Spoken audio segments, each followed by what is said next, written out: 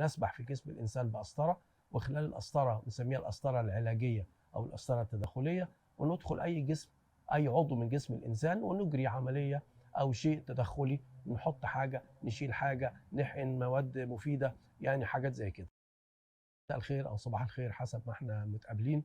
انا الدكتور احمد سامي، انا استاذ الاشعه التداخليه في القصر العيني، وبيقولوا عليا رائد الاشعه التداخليه في الوطن العربي ويمكن الشرق الاوسط كمان.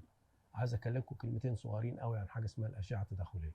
الاشعه التداخليه هي يقال عليها جراحات ثقب الباب او كي هول سيرجري، يعني اجراء عمليات داخل جسم الانسان من غير ما نفتحه، من خلال خرم صغير.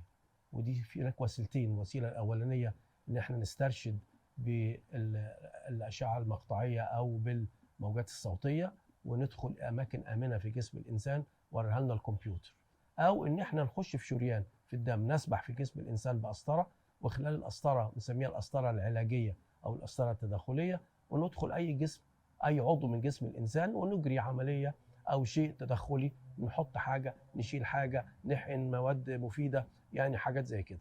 الامور دي بقت منتشره جدا. انا بشتغل الشغلانه دي بقى لي مثلا اكتر من 35 سنه، والحمد لله الامور ماشيه والاعداد بتزيد والدكاتره كتير بيشتغلوا.